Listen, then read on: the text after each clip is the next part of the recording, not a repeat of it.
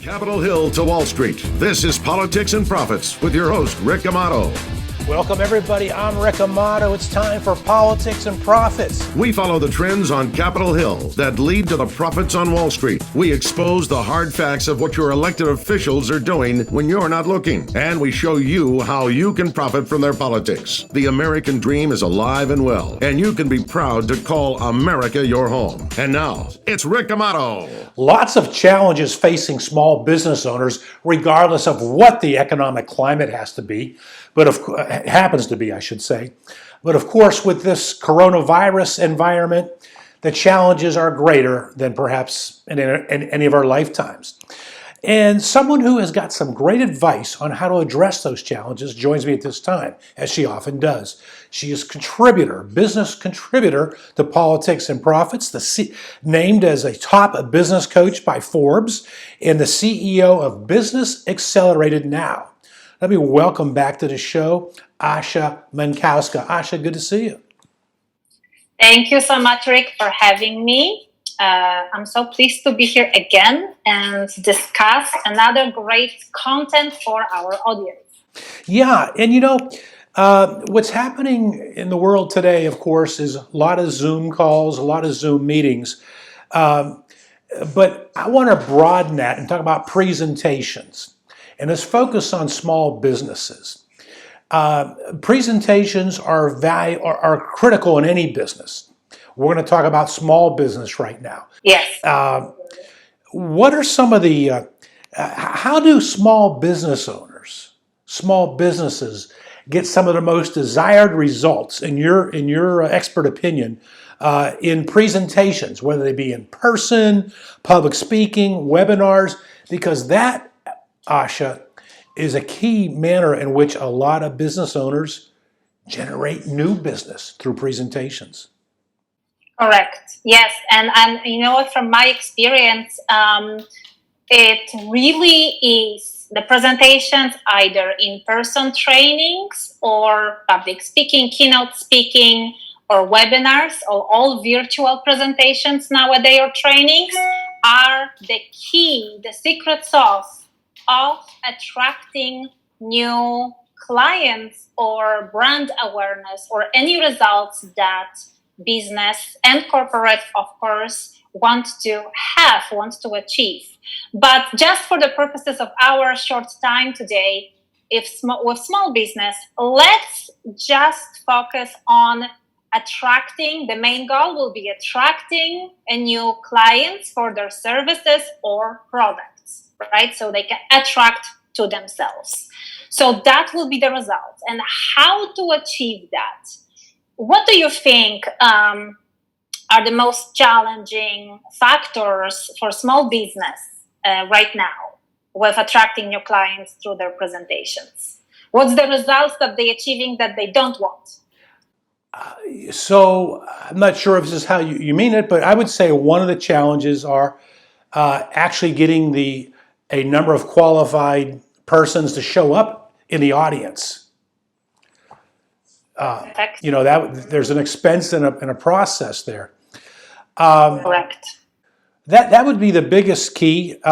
Each one is different, I would think, in person versus a webinar. The other challenge, I would imagine, you've got to empathize with your audience. Yes. And if it's a large audience or if it's a remote audience, it may be a little bit more challenging in knowing who that audience is and being able to empathize with them. Those are my answers. Absolutely. Those are great factors that we have to consider. So first of all, identify really your audience, right?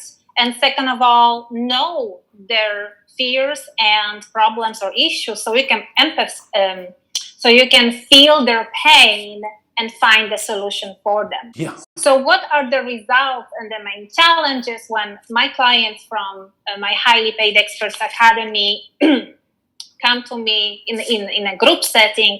Then we really have to spend some time to analyze their business and what they offer to avoid the challenges. So the main challenges that I've noticed are they basically don't get the ideal client, they don't attract the ideal client, so they don't get the sale.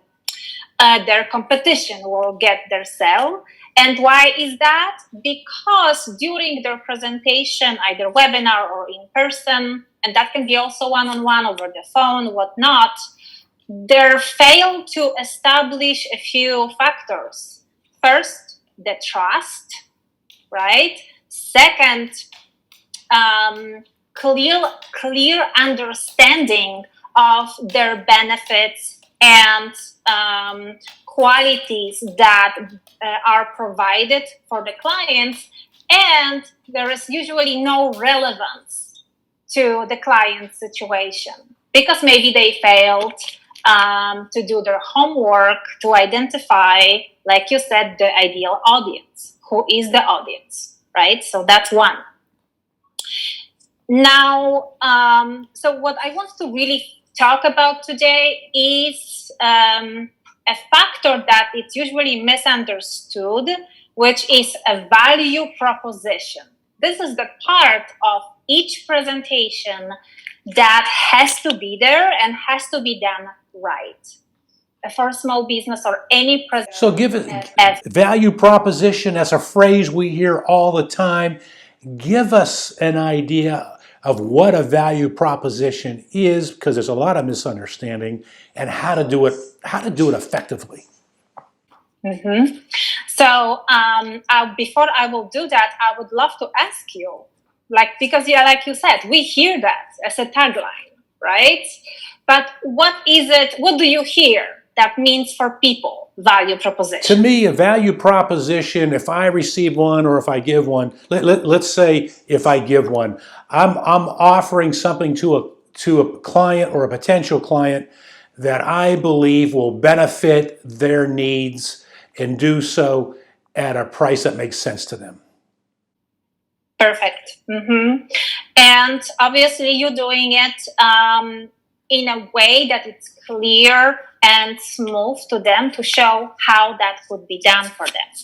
Well, most people don't see it like that, or most people don't think about this like that. They go with exemplifying their features of their great product or services, overwhelming their audience or client with how amazing is the company or themselves, how many great achievements they had.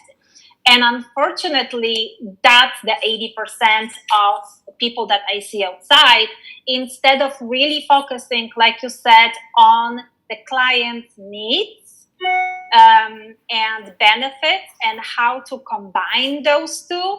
And the result will be, the solution. We're missing all that. That's remarkable, Asha. I had no idea that about 80% of the marketplace does not understand what it is.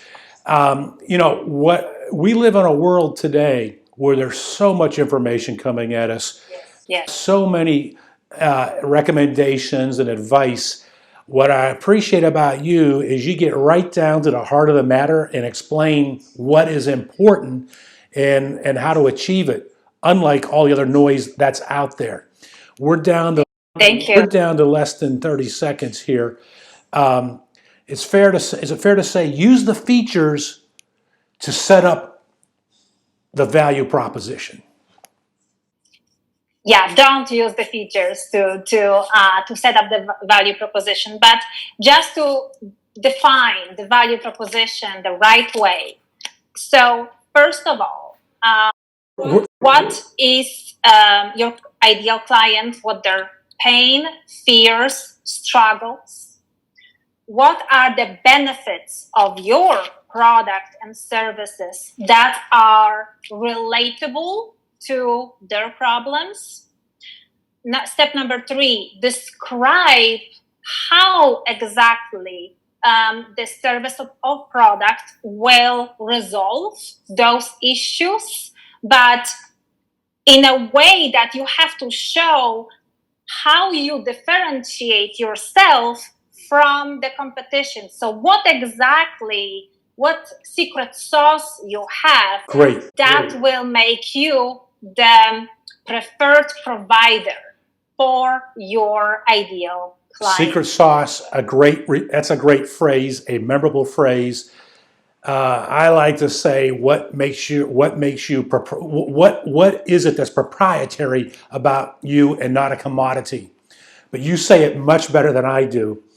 No, I love the proprietary too. I use that very often. All right. Asha Mankowska, next time you come on, we're going to ask you the same thing, but instead of small business owners, we're going to focus on the corporate world. Good stuff. We thank you for joining us. Thank you so much. All right, broadcasting from the Liberatory CPA studios, back with more after this. Politics and Profits with Rick Amato is brought to you by Liberatory Accounting, the IRS problem solvers. To find out how Liberatory Accounting can help you, call 877-6-SOLVER. That's 877-6-SOLVER.